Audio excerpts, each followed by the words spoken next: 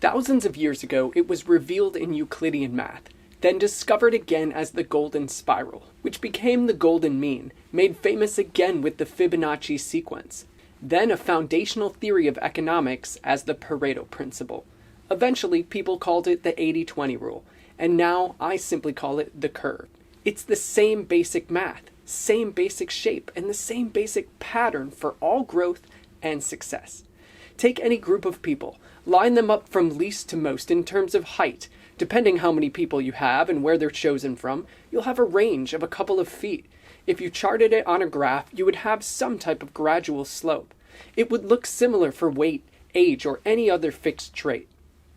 But step into the creative realms of skills, knowledge, fame, and fortune, and the curve gets much deeper, and the distance between the top and the bottom gets much more extreme. How did this split and this curve come into being? Whether you're developing new skills or creating something with your hands, it follows a pattern which is mapped in the very shape of the curve. The typical pattern of growth is that getting started is tough. You have to find actions that have traction and repeat them.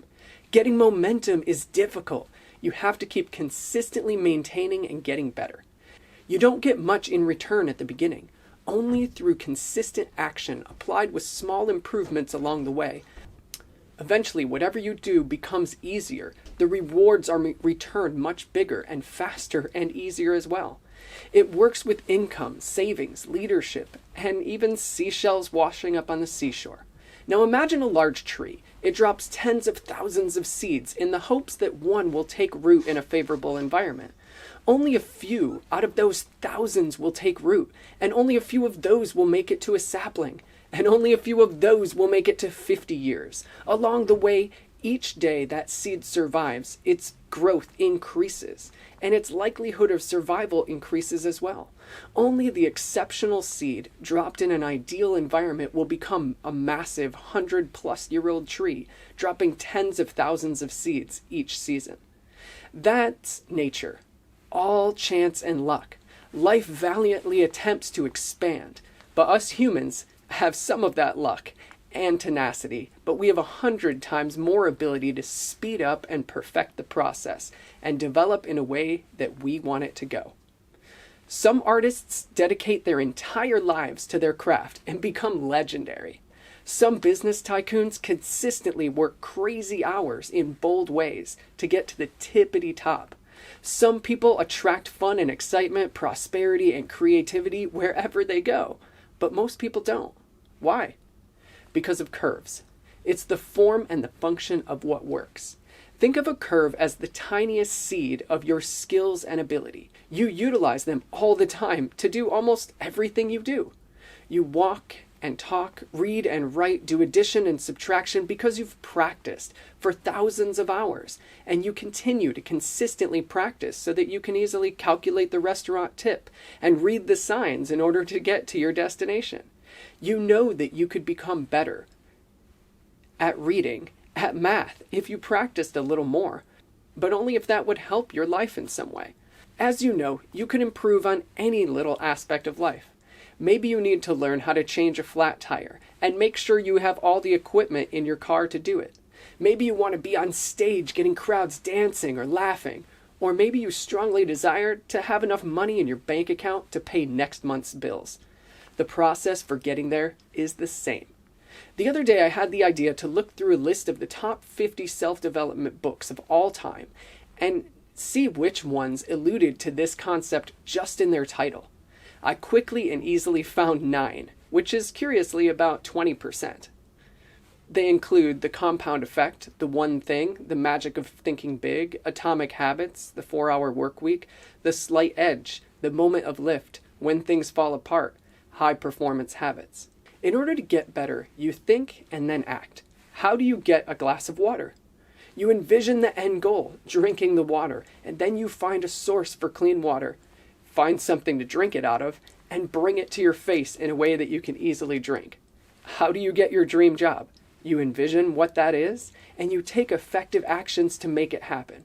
work on projects, take classes, network, write your resume, apprentice, etc. That's pretty obvious, but stay with me. In order to accomplish anything, you make an honest assessment of where you are now, and you get a vision of your goal.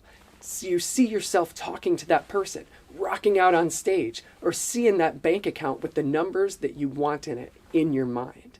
In the same way that you envision where the water is, where the glass is, and then you do all the actions necessary to get hydrated. Once you can envision where you are now and where you want to get to, you'll find milestones and small goals along the way, manageable chunks that you will attain. Success is progress, and progress is a series of small wins towards your goal. There's a lot to be said about the curve and how to find the best wins, but that's for other videos. This video is about how this little concept is an underpinning idea behind most self-help, self-development, success, and beneath many other ideas, strategies, tips, tricks, and lessons. To me, it's the most prevalent, basic, foundational truth to understand and utilize. Let's talk about the secret, the law of attraction. You're probably familiar with this concept in some way. I'm specifically talking about the concept from a book and the movie that was sort of a cult classic starting around 2006. It says that if you think about that thing and envision it strongly, then you can attract it into your life. I believe that's about 20% true at most. Your actions are about 80% of the equation, at least. In other words, actions are about 4 times more powerful than thoughts. Yes, thoughts are powerful, but mostly because they inform action. Many of us envision terrible things that never end up happening. Most people die with dreams of fame and fortune that are scarcely realized. In credit to the powerful and popular franchise The Secret, it does help trigger authentic desires and help you get into the mindset to act and the mindset to become the person who pursues certain goals. The law of attraction works in the way that the most useful thoughts and actions can accomplish far more, faster, and better than any other method.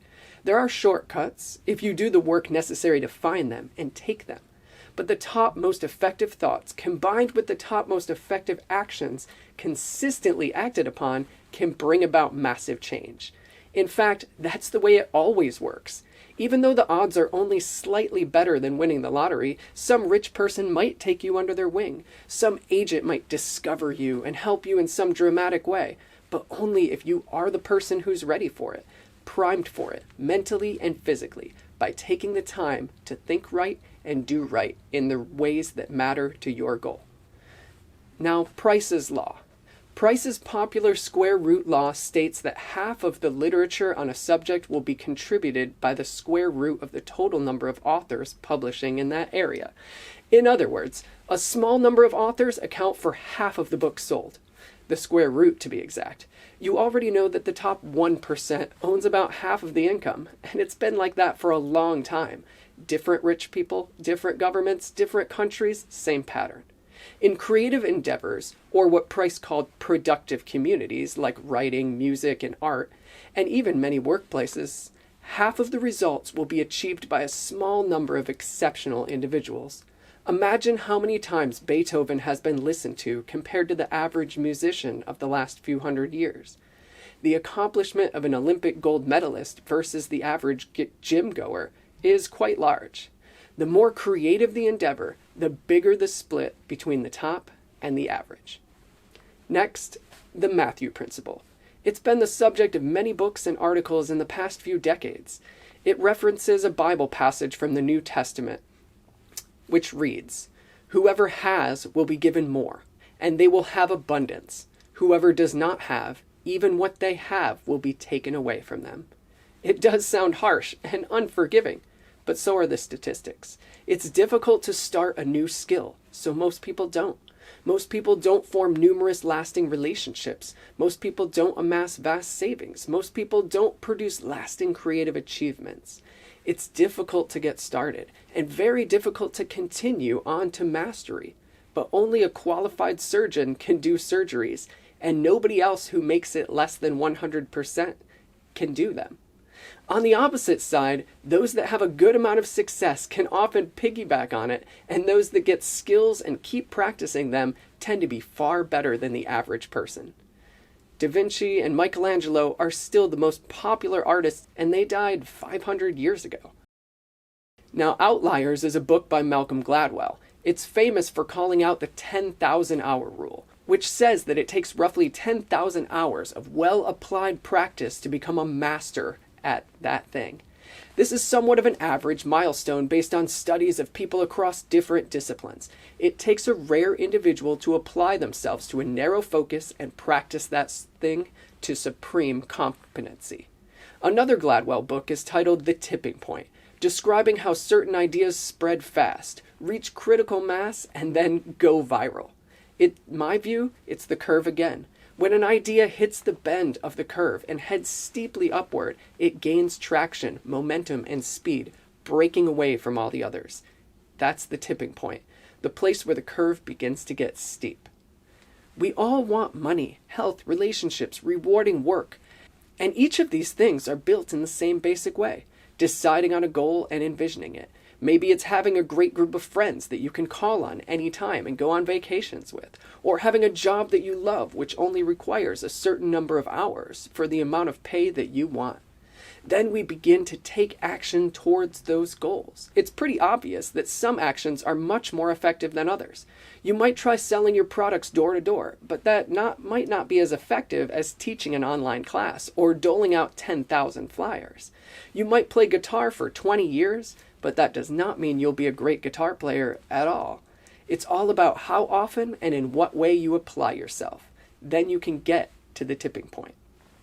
Let's talk about Murphy's Law. Murphy's Law is a long-standing adage that says whatever can go wrong will go wrong. It goes even further to say that what could go wrong, the worst thing will go wrong in the worst way when you least expect it. And a few more offshoots and iterations on that theme. It's the inverse of the curve, but it is important. It's about what not to do. On the flip side of all this positive, proactive progress and development, negative events and problems are automatic. Our bodies, like our vehicles, eventually break down with use. And the longer we live, the more tragedies we witness. These problems compound and spin out of control on their own. It's easier to see the negative and feel the negative. We see more of it when we're in a negative mindset. Seeing more negativity, we feel worse. Then we make worse decisions and our lives become worse, which reinforces all of the negative patterns. The curve that I'm talking about in these videos is the 80-20 rule, which says that things are weighted and unevenly split. In the same way that things can build if they are built well, they can add up to something great in the opposite. In the same way that things can build, and if they are built, they can add up to something great. In the opposite direction, it's even easier to destroy, or to be negative, or not build at all. Negative patterns work the same way as growth-oriented ones, but even faster, more intensely, and with more dramatic consequences. Also, even if things go right 80% of the time, it's likely that things will go dramatically wrong 20% of the time. In the same way that the best, most optimal way of doing things right is the most difficult, yet by far the most impactful, pretty much the opposite is true for the negative. The easiest, simplest, most common things that can go wrong, if left to their own devices, probably will. Just give a toddler a Sharpie and a piece of paper, leave them alone for a few minutes, and you won't have nearly as much marker on the paper as everywhere else. Most car accidents happen within a few miles of your home, in the most common routes that you take them most often. When you're feeling the most down or dejected, you will see and notice the worst of the worst things happening. 20% of your socks, you're going to use 80% of the time, which means they're getting washed 4 times more often and getting lost 4 times more often. It's more difficult to build than it is to let things fall apart, but it's only a little bit more difficult. And the more that things are built, the mind and body and life in general is more directed to be resistant and to be able to handle any negativity that happens to it. Get to know The Curve on TheCuurve channel or TheCuurve.com.